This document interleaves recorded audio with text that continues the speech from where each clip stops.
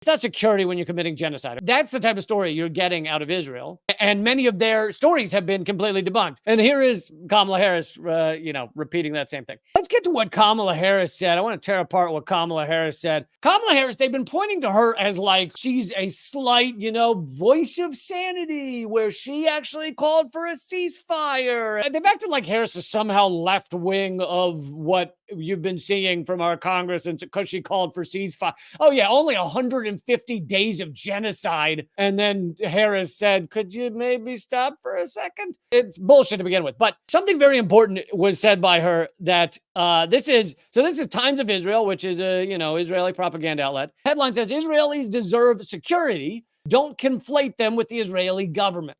Israelis deserve security. It's not security when you're committing genocide, okay? That's not security. That's genocide. You are bombing children. Are you keeping yourself safe from 4-year-olds? Yeah? Is that what you're doing, Israel? So just that terminology is bullshit. But I feel like every time they say that, the U.S. supports Israel and the security, they should have to go and just vomit noise. The article says, Israel's losing support in Washington over its management of the war in Gaza. How's that for a euphemism from the Times of Israel? It's management of the war in Gaza. That's what the issue is as they murder children left and right. It's upper level management. It's just, it's a management issue. We've been looking to hire new management around. We're under new management in this genocide, because genocide is much like a TGI Fridays. It's always, if things aren't run well, it's the management. Genocide, TGI Fridays, Olive Garden, very similar. Pointing to the Hamas onslaught, Harris specifically mentioned Israeli victims who were horribly abused and raped, rape being a tool of war, unquote. That's her quote. Now, horribly abused, sure, they were taking hostages. I have no problem with the term abuse when you're talking hostages. However, even the UN says that an occupied area has the right to defense. So not just defense, the right to fight against their occupation. Even the UN has that in their writing. So there's a bit of an argument there. The rape being a tool of war, systematic rape, has not been proven at all. In fact, if you look at the UN report that our mainstream media has said verified the systematic rape, if you look at the UN report, it doesn't actually say that. In fact, it says it saw no evidence. It says that they received information from the Israeli state that there was a lot of rape or sexual assault. They don't actually come up with any evidence. And in fact, they debunk some of the claims that have been made by Israel. So it is a complete lie about, the UN report verified it, etc. Even the New York Times has changed their terminology that they used in reporting on that. If you actually look in the the UN wording, it says that all she came up with was clear information about supposed sexual assault or rape used by Hamas. There has been not one victim to come forward, not one witness either, zero evidence other than these stories that were put forward by organizations like Zaka, which are just straight up propaganda outlets for Israel. And many of their stories have been completely debunked. For example, one of the most famous ones, which was repeated by the New York Times, was, I'm sorry, I'm not going to get graphic into it, but it's still so horrific to even talk about a fake story of this. They said, there were 2 dead girls in one of the kibbutzes who had been raped, and they saw evidence of these 2 naked dead girls. And it turns out that at that kibbutz, there were no 2 dead girls of that age, of anywhere near that age. There was literally not any human beings that had died at that kibbutz that could fit that description. And so that's the type of story you're getting out of Israel. It's like the UN was debunking this, and the UN report is called proof of it. It's completely backwards. And here is Kamala Harris, repeating that same thing. But actually, that was not the point I wanted to get to. The point I wanted to get to is, she said, it's important for us to distinguish, or at least not conflate, the Israeli government with the Israeli people. The Israeli people are entitled to security, again, bullshit term, as are the Palestinians in equal measure. Okay, important thing said here.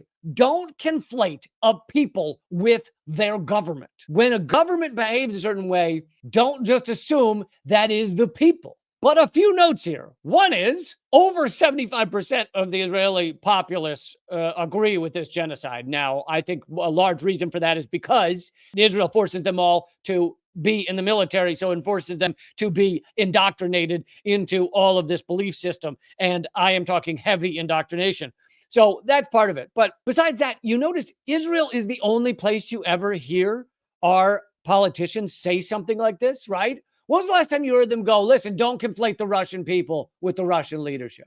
Listen, don't conflate the Iranian people with the Iranian leadership. Listen, don't conflate the 1.4 billion Chinese people with Chinese leadership. They never say that, because if you say that, it undermines your ability to say, we've got to destroy that country. We've got to create a coup there. We've got to wreck it. We've got to bomb it. We've got to attack it. We've got to have economic war against it. It undermines all of that. And so they never say that stuff. Just say, oh no, Russia does this, right? Iran does this. They never say separate the people from the leadership, because that would completely undermine all of the bullshit propaganda we get. But here you have Kamala Harris saying, in Israel, just in Israel, separate the two separate things, the people and the government.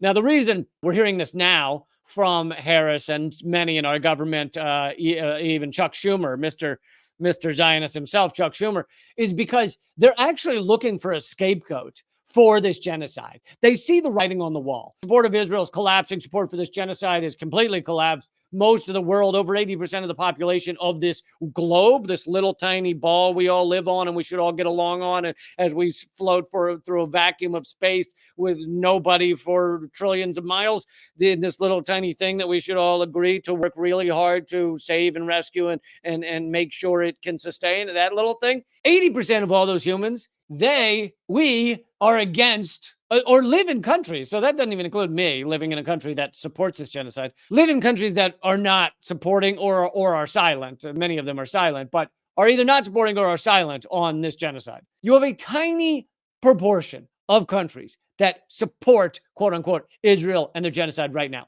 Tiny, 20% of the world population. But again, even that does not count people like me who live in the countries that support the genocide, who do not, even though I don't support the genocide. The reason they're doing it right now is because they need a scapegoat. And the scapegoat is being solidified as like Netanyahu and the Netanyahu regime. If we can put it on him and say, oh no, this genocide, this horror show, this war crime after war crime after war crime after war crime after war crime. Stop me if you've heard this one. War crime after war crime after war crime after war crime. It's Netanyahu's fault. It's just that dude. And we are seeing that they want to put it off on him so that they can force a change in leadership in Israel and then say, it's all fine now. We're going to go back to October 6th. We're going to go back to apartheid state. We're going to go back to open air prison in Gaza. We're going to go back to a horrible situation. That's what they want to happen. And so they're trying to pin it on Netanyahu.